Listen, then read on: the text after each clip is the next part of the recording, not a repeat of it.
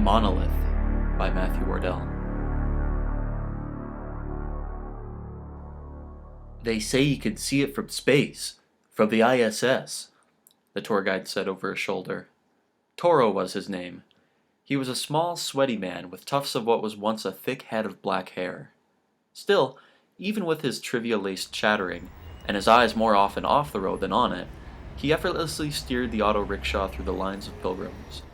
From the back seat, Leah asked, "Are all of these people going to Monolith?" "Of course," Toro said. Among the restless traffic, Leah couldn't see even one person going the way they'd come from. A good 4 lanes of traffic going one way. Not one person was even facing away from Monolith, for that matter. Admittedly, the tower was impressive. There was something so plain, so oblique about Monolith that made it so intoxicating to look at. It was nothing more than a black box, a 12-sided dodecagonal prism with a pointed top, at least in the countless photos of it online. A giant pencil, really. But seeing it in relation to the rest of the city, aptly renamed Monolith City, gave it an almost terrifying dominance.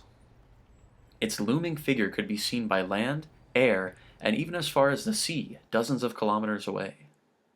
Leah strained to see the top of it through the dome-like window in the roof of the rickshaw. "How tall is it now?" she asked. 3,622 meters, Toro answered. He then glanced down at the screen on his wrist to double-check the answer. "And growing," he beamed. Leah looked out the scuffed side window at the streets around them. There were the usual chain restaurants and convenience stores, but they were peppered between dozens, no, hundreds of gift shops, many no more than modest pop-up stands that seemed to have settled permanently in the cracks. Monolith t-shirts, monolith paintings, monolith figures, monolith mugs. It was endless. "What else is fun to do around here?" "From one of Monolith's many mid to upper decks you can watch the sunrise from over the East Ocean front. Or, if you're feeling peckish, you might try one of Monolith's lower restaurant decks. Continue down into the basement floors. I mean, besides Monolith." Toro fell silent. He started scanning the traffic. "In Monolith City?" he laughed. "But there's got to be more than just a building. Something off the beaten track?" Toro made a sound like he was trying to move something lodged in his throat. "Just a building?" "Well, yeah." "I apologize, miss, but I was under the impression that you knew of Monolith's significance. It is no far stretch to say it is the very lifeblood of this place and its people. It serves as our root." "I've read the brochures. I know about—" "A root from which stems the economic, political, and social balance which have been upset by generations of struggle." Leah could see Toro's neck had flushed red behind his ears. He loosened his grip on the steering wheel of the rickshaw. Of course, Leah thought, the kind of crazy you can't gather from a brief phone call reservation. Just her luck. "I'm sorry," Leah mumbled. She'd encountered all kinds of zealots in her postgraduate travels, a bookend on her theology studies in school. She'd seen indoctrination like this in her own home, too. She spoke slowly, carefully. "But is it not more than a building, really? One with cultural significance, but a building." Monolith continued to grow as the rickshaw drew closer, becoming impossibly massive. Toro glanced at the device on his wrist. 623, he breathed. "That may have been true, once. Man-made, sure. But we liken it to a precious child, which eventually grows away from its parents. May I ask, young miss, do you still see your parents? Often?" "Occasionally." "And one day, should they fall ill or weak, you'd take care of them? Were it in your power?" "I'd do what I could, sure." "So, Monolith is like that child, from nurtured to nurturing." Leah grunted. The metaphor did little to sway her judgment, but she recognized her guide's passion and the near obsessive level of it. She toyed with the idea of giving a counter-metaphor, maybe an opiate comparison, but, remembering she was alone and far from home, thought better of it. The streets grew tighter, funneling the pilgrims densely together. The rickshaw moved slower. Leah sighed. "So, not much else to do for fun around here." Toro hummed. "Where are we, anyway?" I can't see any street signs. Toro glanced at his wrist device. 722. 722? Yes, 2.2 kilometers. He pointed through the windshield. From 7, 7th District. There are 12, like the face of a Ford clock. Sure enough, there was a Roman numeral 7 emblazoned on the otherwise featureless monolith in a gargantuan Gothic font. Dark gray characters etched into an opaque blackness. They added a sense of depth to the tower's face, like you could look past the letters, step inside the black, and keep walking forever. You could walk and never come out of another side, or back the way you came. Just 2 kilometers now. Come again? Leah asked. I said, just 2 kilometers now. Things got louder. Shopkeepers calling, traffic honking, excited chattering, up until they melded into a quiet mesh when the ears decided to give up on making sense of it all. The feeling was perpetually festive. Monolith, once framed as a distant pike amidst bustling streets, had risen up and widened to dominate nearly the entire skyline ahead of them, a black net cast from above. The sun was warm to Leah's back, but those on the other side of Monolith must have been in an almost unending eclipse, she thought. She mentioned the observation to her guide. Good eye, Toro said. That would be the 12th District, the Midnight District, what you might call the nightlife neighborhood. Nothing too lavish, of course. There's no severe imbalance between ways of life in Monolith City, even when compared to a lowly guide like myself, he smiled. It is pretty, upbeat, Leah sighed. So you see. A wide, flat foot suddenly stomped on the window above. A skinny youth was leaping from rickshaw to rickshaw, his shoes dangling over his shoulders. Toro gave an annoyed groan and honked in retaliation. The rickshaws were durable enough, and at this point were bouncing off each other like bumper cars in the narrowing squeeze of poorly defined lanes. Toro, his eyes never straying from ahead, said, We're in the inner kilometer now. You may be interested to see the types of buildings. Here you will see the widest gaps between luxurious lifestyles, pricey mansions and the like, and monastic shacks, but don't let that fool you. They're standing shoulder to shoulder. We share a camaraderie in just being here, I suppose. There were no gardens, no garages. No lights seemed to be on, just fortresses of marble and stone and wood and sheet metal against a storm of tourists. Monolith loomed high into an indiscernible point, unseen no matter how Leah craned her neck. It was the most pure black she'd ever seen, or ever likely would. Dark matter revealing itself to her, thickening around her, like sinking into ink. Smooth, dustless, absorbing the light that touched it and stashing it away somewhere never to be seen. You could splash the side with paint, and it'd likely have no effect and just slide down into the sand below. The possibility of eternity scared Leah. Like she could become trapped in that blackness, willingly even, while the outside world continued on without slowing for her, moving too fast for her to get back on. And amidst that world, a copy of herself would somehow, paradoxically emerge and cross over to the other side of the blackness. All the while her true self would wander aimlessly, unable even to find a surface on which to scratch and to bang her fist and call for help. Don't forget your things, Toro said. He was standing beside the rickshaw. Apparently they had stopped. You just have your backpack, yes? Yeah. Leah clutched her bag. She climbed out of the rickshaw, which was now locked in a kind of parking mechanism. The rickshaw was sucked down and stored somewhere underground. The parking platform returned empty. Leah realized how much shorter Toro was compared to herself.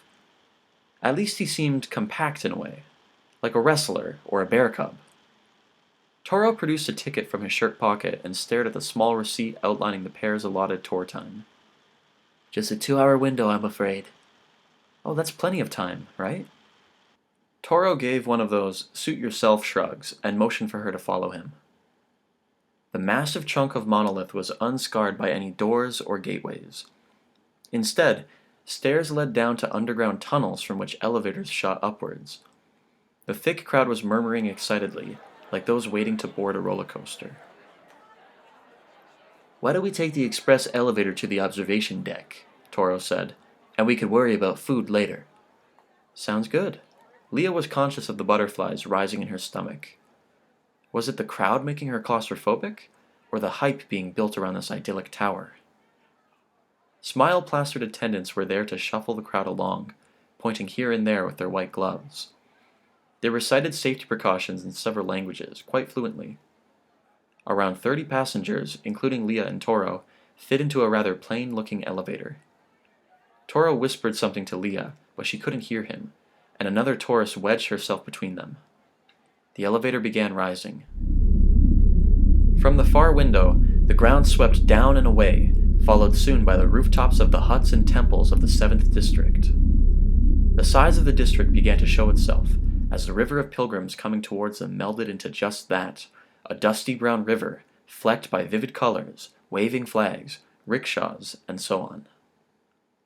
Their district then became but a slice of the horizon, the stretches of the fenced 6th and 8th districts and their respective flows of life coming into view.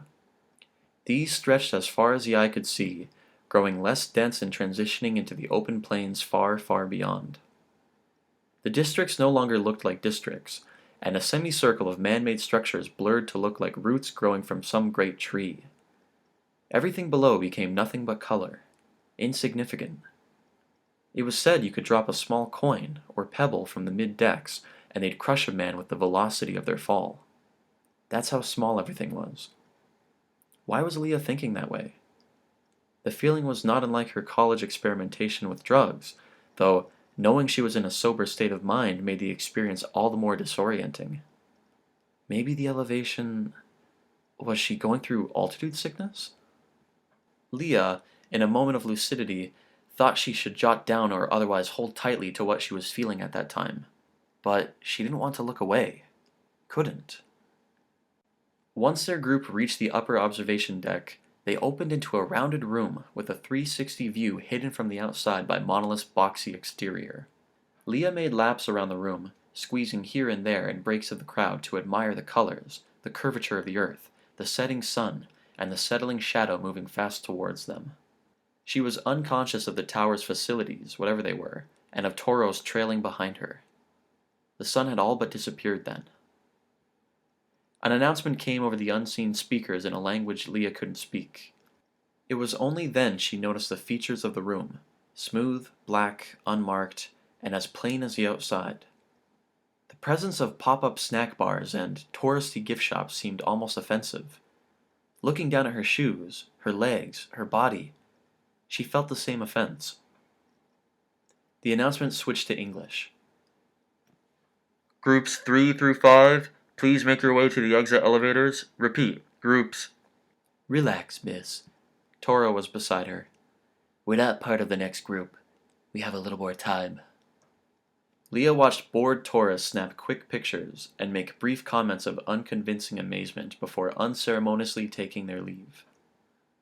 She and her guide strolled to the window opposite the setting sun.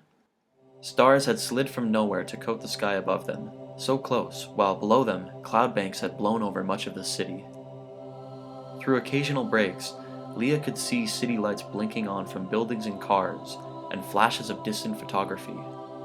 Or at least, that's what she assumed. From so high, everything was shapeless, massless even. Like a god, her thoughts of the world below tipped from irrational compassion to utter detachment. Glass half full and half empty, the microscopic specks of life were irreplaceable and inconsequential pieces of a whole. Gravity pulled it all towards that whole, to her standing on Monolith. How is it? Toro was there again. It's very high. Leah blinked back tears she was surprised to feel welling up. You know, there was no one mastermind, no architect. Toro spoke softly. And now it's taken on a life of its own, building upon itself and always growing. Nobody even remembers which firm or conglomerate originally set out to create this. Isn't that fascinating? Everything being recorded and logged, yet something so massive can spring up from nowhere. I thought you were a tour guide here. You don't know? Leah turned to look down at the short man. I know about down there. He gestured to some indistinct point through the clouds. Were you always a tour guide? I was a kid once, Toro laughed. Then I graduated with a medical degree. but I'm happier this way than I was with my practice. You gave up being a doctor to drive that thing? She wanted never again to sit inside the rickshaw. What would I even do with all that money? Toro grinned. Like I said, I'm happier here. It's simpler. And just think I get to do this 5 days a week. Leah would have thought the little guide crazy if she weren't confronted with the view and the strange feelings it evoked. So instead, she just looked. Eventually, the announcer returned to call for their retreat. Are you hungry, miss? Shall I take you to try some local favorites?